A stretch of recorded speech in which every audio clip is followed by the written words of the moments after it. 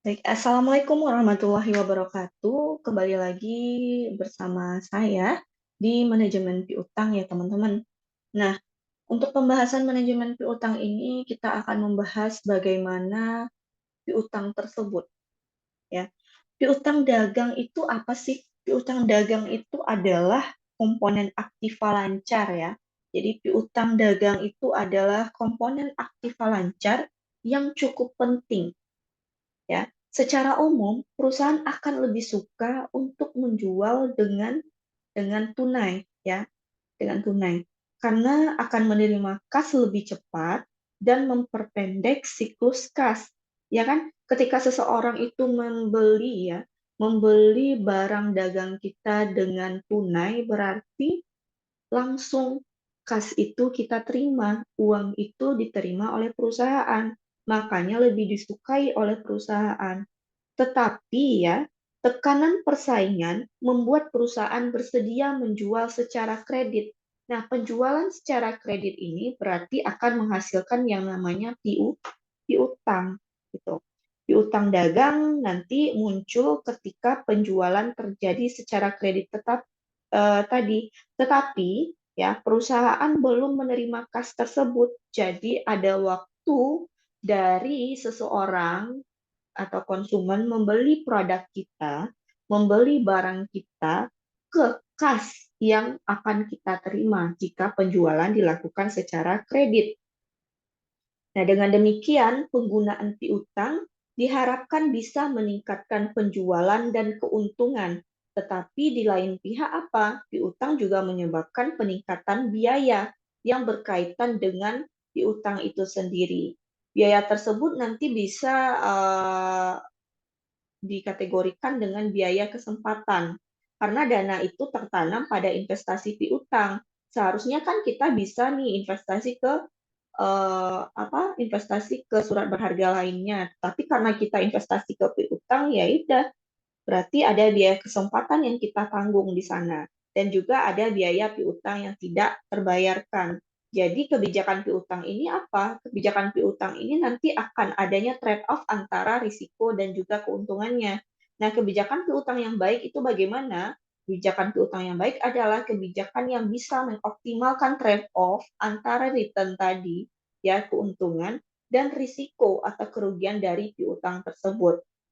Pada akhirnya nanti pembeli kan melunasi tuh utangnya. Kalau pembeli tersebut kan utang bagi dia, tapi kalau bagi kita itu adalah piutang, ya kan? Dan dengan demikian piutang dagang itu akan terbayar. Piutang dagang nanti akan berkurang jika seseorang tersebut atau konsumen tersebut membayar piutang dia, gitu ya. Nah, jika semakin tinggi piutang, jika semakin tinggi piutang dagang, maka semakin besar nih biaya yang berkaitan dengan piutang dagang. Misal biaya investasi itu akan semakin besar nanti. Biaya piutang tidak terbayar juga akan semakin besar. Tetapi di lain sisi, semakin tinggi piutang, maka semakin besar juga tingkat penjualan yang diharapkan. Nah, manajer keuangan itu harus menentukan tingkat piutang dagang yang optimal itu seperti apa. Itu ya, itu yang akan kita bahas dengan dari materi manajemen piutang ini. Nah, apa sih tujuan dari manajemen piutang? Tujuan dari manajemen piutang itu adalah bertujuan untuk menyeimbangkan manfaat penjualan kredit dengan biaya yang ditimbulkan. Jadi bagaimana kita menyeimbangkan antara return dan juga risk yang ditimbulkan dari piutang dagang.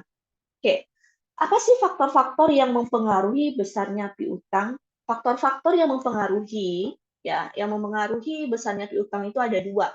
Yang pertama itu adalah persentase penjualan kredit dari total penjualan pastinya. Yaitu jika penjualan kredit jumlahnya besar, maka piutang pun akan besar, ya kan? Yang kedua adalah kebijakan kredit. Nah, apa-apa saja sih kebijakan-kebijakan yang diterapkan perusahaan terkait dengan penjualan secara kredit ini, itu akan mempengaruhi besaran piutang. Tuh, nanti kita akan bahas satu-satu. Kita coba lihat ya, itu apa aja sih kebijakan kreditnya. Nah, kebijakan kredit yang pertama itu adalah jangka waktu kredit, yang kedua adalah kualitas konsumen, dan yang ketiga adalah diskon. Jadi ketiga hal ini ya, kebijakan kredit ini itu akan mempengaruhi apa teman-teman? Mempengaruhi besarnya piutang. Nah, kenapa jangka waktu kredit itu bisa mempengaruhi besarnya piutang? Kita akan lihat satu-satu nih. Jangka waktu kredit. Jika jangka waktu kredit itu waktunya pendek, maka jumlah piutang menjadi kecil. Jika jangka waktunya panjang, maka piutang akan besar. Ini gimana logikanya? Nah, ketika seseorang ya konsumen itu diberi kesempatan untuk berutang itu selama 1 hari. Nah, kalau selama 1 hari, berarti kan jangka waktu piutangnya tersebut pendek ya teman-teman. Berarti konsumen tersebut harus membayar dalam jangka waktu 1 hari. Jadi otomatis konsumen-konsumen itu ataupun calon konsumen kita menjadi agak bingung nih, apakah saya mengambil piutang tersebut atau tidak, karena jangka waktunya kecil, jangka waktunya pendek maksud saya ya. Kalau kecil atau pendek ya jangka waktunya, maka orang akan sedikit tertarik untuk mengambil piutang tersebut, ya kan?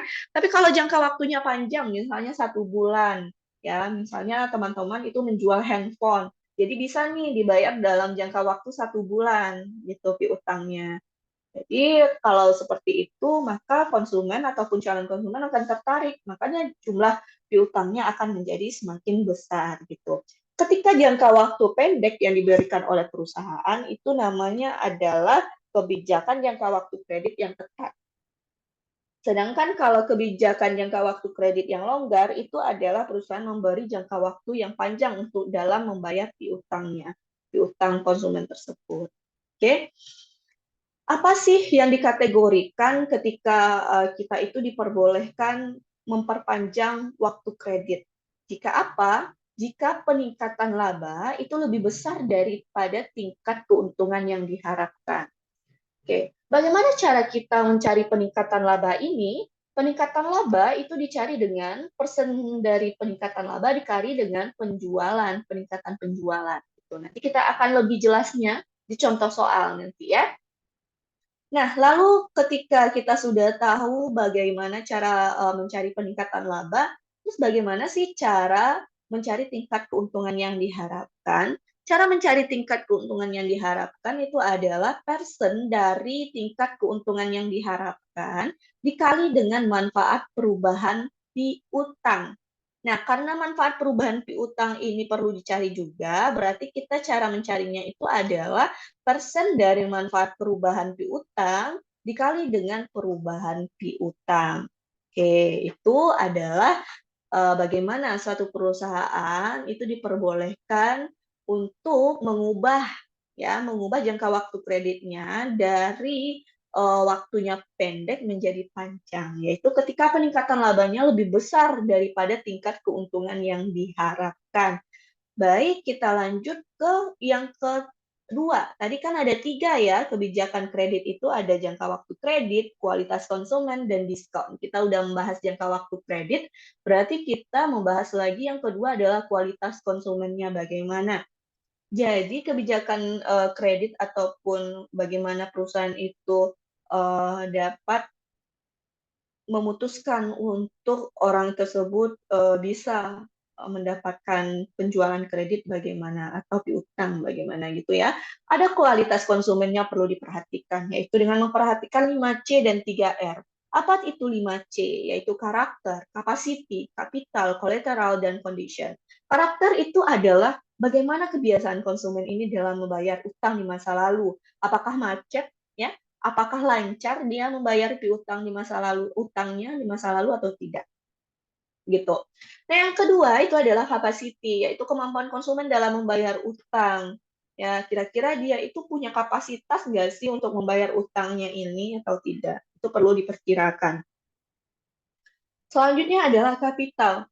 Kapital ini adalah modal yang dimiliki oleh konsumen itu cukup atau tidak untuk membayar utangnya, ya, membayar kreditnya. Dan yang keempat itu adalah kolateral, yaitu jaminan yang dimiliki oleh konsumen kalau seandainya piutang itu utangnya gagal bayar, gitu ya. Yang kelima itu condition, yaitu kemampuan konsumen dalam menghadapi perubahan kondisi ekonomi itu apakah stabil ataupun kemampuan konsumen itu mungkin tidak bagus dalam menghadapi kondisi ekonomi, nah ini perlu diperkirakan oleh perusahaan apakah calon konsumen kita itu bisa mendapatkan penjualan kita secara kredit. Gitu. Nah, selanjutnya adalah 3R. Berarti 3R yaitu rate of return-nya gimana, kemampuan dalam menghasilkan laba. Mungkin seseorang ini dia memiliki usaha, ya, usaha apakah dia bisa menghasilkan laba per bulannya itu baik atau tidak. Terus juga risk bearing ability, yaitu kemampuan dalam menghadapi risikonya bagaimana calon konsumen kita itu. Terus juga repayment ability, yaitu kemampuan konsumen dalam membayar angsuran serta bunga pinjaman kredit. Tidak hanya angsurannya, tetapi juga bunganya. Dia bisa nggak membayar atau tidak. Itu adalah kualitas konsumen. Nah, selanjutnya yang perlu kita perkirakan itu dalam kebijakan kredit adalah diskon. Nah, diskon ini adalah misalnya perusahaan untuk meningkatkan penjualannya adalah dia melakukan kebijakan selain dari melonggarkan waktu pinjaman, waktu piutang tersebut, dia juga melakukan misalnya diskon. Diskon itu maksudnya gimana? Contohnya 3/10, N/30. Berarti ini maksudnya gimana, Bu? Ini adalah jangka waktu piutangnya itu mungkin 30 hari, tetapi bagi siapapun konsumen yang mampu melunasi di waktu 10 hari itu akan dapat diskon sebesar 3%. Nah, itulah maksud contoh dari diskon ini. Nah, kapan sih kebijakan diskon itu dapat dilakukan? Kebijakan diskon dilakukan jika tambahan laba itu lebih besar dari diskon yang kita bayarkan. Berarti ini kata lainnya adalah ketika tingkat keuntungan kita lebih besar daripada biaya yang kita bayarkan kepada si calon konsumen kita ataupun konsumen kita itu. Nah, tambah laba itu cara mencarinya adalah peningkatan laba ditambah dengan tingkat keuntungan yang diharapkan. Sedangkan diskon yang dibayarkan, cara mencarinya adalah persentase dari diskon dikali dengan banyaknya konsumen yang mengambil diskon dikali dengan penjualan. Nanti kita bandingkan antara tambahan laba dengan diskon yang dibayarkan ini, apakah lebih besar tambahan laba atau tidak. Kalau misalnya tambahan laba lebih besar dari diskon yang dibayarkan, maka kebijakan tersebut dapat kita jalani sebagai perusahaan. Kalau seandainya lebih kecil tambahan laba daripada diskon yang dibayarkan, maka lebih baik kita tidak akan melakukan kebijakan diskon itu. Oke, untuk lebih jelasnya kita akan langsung saja ke contoh soal ya teman-teman. Contoh soalnya yang pertama itu adalah sebuah perusahaan otomotif telah memasarkan 100.000 unit mobil selama tahun 2021. Oke, di-highlight dulu 100.000 unit. Nah, karena persaingan yang cukup kuat, maka untuk tahun 2022 perusahaan akan mencoba memperpanjang waktu kreditnya dari 30 hari menjadi 90 hari gitu. Nah, diperkirakan penjualan naik 8%, laba meningkat sebesar 30%, manfaat perubahan piutang sebesar 70%. Nah, perusahaan menetapkan tingkat keuntungan yang diharapkan itu adalah 24%. Sedangkan harga jual satu unit mobil itu adalah $100 gitu. Nah, pertanyaannya adalah evaluasilah apakah rencana memperpanjang waktu kredit dapat dilakukan atau tidak. Nah, cara mencarinya gimana? Cara mencarinya adalah teman-teman nanti untuk mempermudahnya itu bikin tabel seperti ini. Ya, bikin tabel seperti ini. Nah, yang diketahui di soal teman-teman ya, ini kan diketahui nih untuk tahun 2021 apa gitu ya. Teman-teman bisa menuliskannya di tahun 2001 ini. Jadi teman-teman buat dulu di sini tabel. Tabel tersebut berisikan keterangan misalnya penjualan. Nah, diketahui kan tadi penjualan per unitnya itu adalah 100.000 unit. Nah, ini teman-teman tolong ituin aja ya. Berarti ini nggak ada. Nolnya kelebihan 1. Ini adalah 100.000 unit ya, 100.000 unit. Oke, selanjutnya itu adalah penjualannya. Kalau seandainya ada penjualan itu 100.000 unit, sedangkan harga satu unitnya itu berapa? Harga satu unitnya itu tadi di soal diketahui harga satu unitnya adalah $100. Berarti $100 dikali dengan 100.000 unit mobil itu adalah 10 juta dolar gitu ya. Karena ini di tahun 2021 berarti belum ada pembandingnya di tahun 2020, maka peningkatan penjualannya kita stripkan dan peningkatan laba juga kita stripkan. Yang dapat kita cari lagi itu adalah perputaran piutangnya berapa. Perputaran piutang itu dapat dicari dengan 360 hari dibagi dengan jangka waktu kreditnya. Nah, diketahui di soal tadi jangka waktu kredit untuk tahun 2021 ini adalah 30 hari ya teman-teman ya. Jadi untuk tahun 2022 itu 90 hari. Berarti untuk tahun 2021 adalah 30 hari. Sehingga kita dapat mencarinya dengan 360 dibagi dengan 30. Berarti perputaran piutangnya adalah 12 kali. Nah, sehingga piutang rata-ratanya tinggal teman-teman bagi dari penjualan dibagi dengan perputaran piutangnya. Yaitu penjualan tadi kita dapat 10 juta ya, 10 juta dolar dibagi dengan perputaran piutangnya 12 kali. Sehingga piutang rata-ratanya itu adalah 833.333 dolar. Nah, itu yang diketahui di tahun 2021. Nah, kita cari nih di 2002, kita bandingkan. Kalau seandainya kita tadi ingat bahwasanya ini adalah dia menetapkan kebijakan apa? Kebijakan memperpanjang waktu kreditnya. Sehingga kita harus membandingkan apa, teman-teman? Kembali lagi di sini. Jangka waktu kredit itu kita boleh melakukannya ketika peningkatan laba lebih besar daripada tingkat keuntungan yang diharapkan gitu ya. Jadi kita perlu tahu nih, perlu cari peningkatan labanya berapa, tingkat keuntungan yang diharapkannya berapa. Nanti kita bandingkan. Oke, kita masuk di 2022. Katanya tadi penjualan itu meningkat sebesar 8% ya. Penjualan meningkat 8% dari 2021 ke 2022. Berarti kita dapat mencarinya dengan mudah menjadi 100 ditambah 8%, yaitu 108%, dikali dengan 100 unit. Berarti peningkatannya itu adalah 108.000 unit. Nah, karena harganya masih sama, berarti dikalikan saja untuk penjualannya itu 100 dolar dikali dengan 180.000 unit.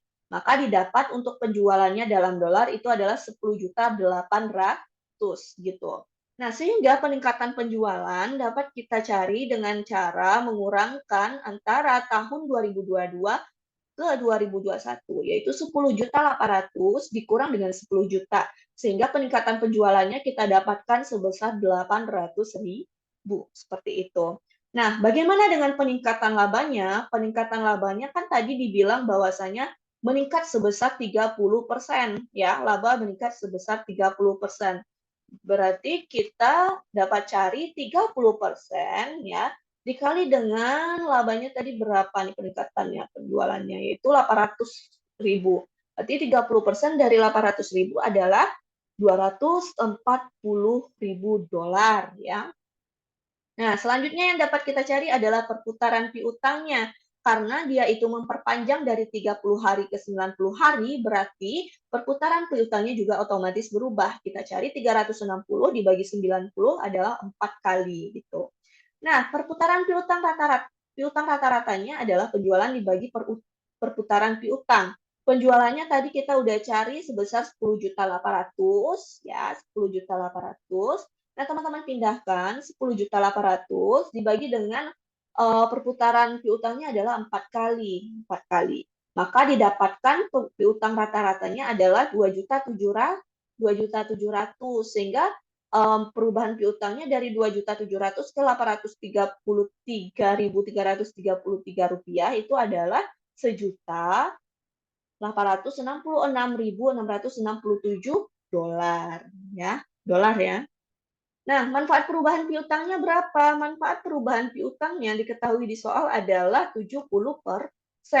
Maka kita kalikan 70% dikali dengan perubahan piutang yaitu 1.306.667 dolar. Nah, tingkat keuntungan yang diharapkan itu adalah 24%. Jadi kita kalikan 24% dikali dengan manfaat perubahan piutang itu adalah 1.306.667, maka didapatkan sebesar 313.600 dolar.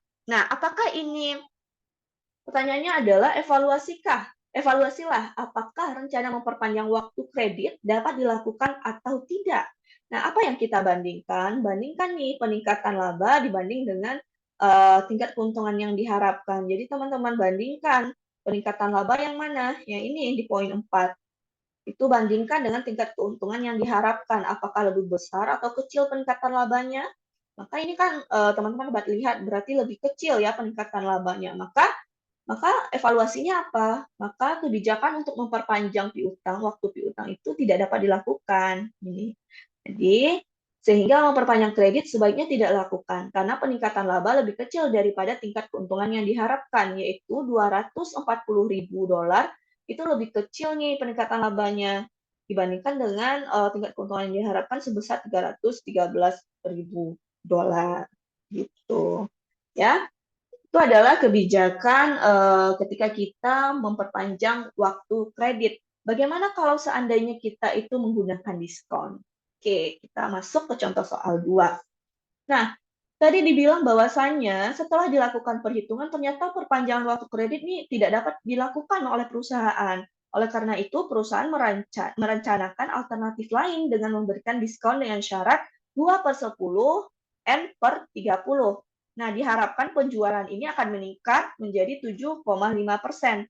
Laba meningkat 30%, manfaat perubahan piutang diperoleh 70%, dan waktu pengumpulan piutang menjadi 20 hari. Jadi lebih singkat nih. Ya kan? Tadi 90 hari, ini menjadi 20 hari. Apabila tingkat keuntungan yang diharapkan ditetapkan sebesar tetap 24% dan diperkirakan 50% pelanggan nih mengambil diskon yang ditawarkan, mengambil 2/10 ini teman-teman, berarti 50% pelanggannya itu mengambil diskon 2%, berarti dia mau nih untuk melunasi piutangnya itu dalam jangka waktu 10 hari. Nah, tentukanlah apakah rencana pemberian diskon dapat dilakukan atau tidak. Caranya gimana? Caranya kita seperti tabel tadi, tapi nanti ditambah dengan tabel diskonnya berapa. Nah, jawabannya kita dapatkan seperti ini. Oke. Nah, untuk tahun ini, tahun 2023, tadi dibilang penjualan per unitnya itu kan meningkatnya 7,5%. Berarti kita dapat mencarinya sebagai berikut.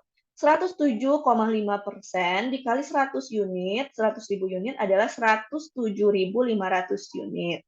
Nah, untuk penjualannya kalau rupiah, tinggal kita kalikan $100 dikali dengan 107.500 unit ya. Dapatlah penjualannya dalam dolar itu 10.750.000. Bagaimana peningkatan penjualannya? Tinggal teman-teman kurangkan 10.750.000 dikurang dengan 10 juta ya, bandingkan dengan tahun 2021. Oke. Ini maksudnya ini bukan tahun 2023 ya teman-teman ya. Maksudnya itu adalah ini biar teman-teman pembandingnya aja. Ini tetap tahun 2022, tetapi kebijakannya adalah apa? Diskon. Sedangkan yang ini kebijakannya adalah memperpanjang waktu kredit gitu. Saya bedakan menjadi tahun 2022, ini tahun 2023 saja. Ya. Nah, selanjutnya itu setelah kita dapatkan peningkatan penjualannya sebesar 750.000, kita cari lagi peningkatan labanya berapa. Yaitu peningkatan labanya adalah 30%, sama ya. Dikali dengan peningkatan penjualnya itu adalah 750.000, sehingga didapatkan peningkatan labanya adalah 225.000 dolar. Nah, perputaran piutangnya itu karena dia pendek ya, 20 hari, berarti 360 hari dibagi dengan 20 hari adalah 18 kali perputaran piutangnya. Sehingga piutang rata-ratanya itu adalah sebesar 597.222 dolar. Karena penjualannya tadi 10.750.000 dibagi dengan 18 kali, yaitu perputaran piutang yang udah kita cari di sini. Nah, selanjutnya itu perubahan piutangnya dapat kita cari ya, itu dengan mengurangkan 833 ya ini ya dari si tahun 2021 ini dikurang dengan 7.222. Maka didapatkan perubahan piutangnya itu sebesar 236.111 dolar gitu. Nah, manfaat perubahan piutangnya berapa?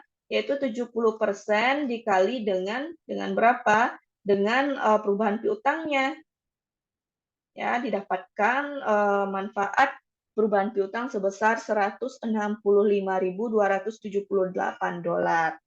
Tingkat keuntungan yang diharapkan itu sama 24%, maka kita kalikan dengan manfaat perubahan piutang yang udah kita cari ini, maka didapatkan tingkat keuntungan yang diharapkan adalah $39.667. Sehingga tambahan labanya berapa? Ya, tambahan labanya itu tinggal kita tambahkan peningkatan laba tadi ditambah dengan kolom 9 tingkat keuntungan yang diharapkan, ya. Kita tambahkan itu maka didapatkan tambahan labanya itu sebesar $264.667. Karena ini kebijakannya diskon, maka kita cari juga diskon yang dibayarkan itu berapa oleh perusahaan, yaitu dengan mengalihkan tingkat diskonnya 2%, dikalikan dengan pelanggan yang mengambil diskon itu sebesar 50%, dikali dengan penjualannya berapa. Penjualannya adalah $10.750.000. Maka didapatkan diskon yang kita bayarkan untuk pelanggan kita itu adalah $107.500. Nah, apakah diskon ini kebijakannya dapat kita lakukan atau tidak? Maka kita harus membandingkannya dengan apa? Dengan coba lihat di sini. Tambahan laba dibandingkan dengan diskon yang dibayarkan. Apakah tambahan laba lebih besar daripada diskon yang kita bayar? Ya, betul, lebih besar. Jika lebih besar, maka kebijakan diskon itu dapat dilakukan atau dijalankan. Karena tambahan laba ini sebesar 264.667 itu lebih besar daripada diskon yang kita bayarkan kepada pelanggan kita sebesar $107.500. Seperti itu ya, teman-teman. Baik, itulah penjelasan kita tentang manajemen piutang. Semoga teman-teman paham dengan penjelasan yang saya jabarkan. Terima kasih atas perhatiannya. Assalamualaikum warahmatullahi wabarakatuh.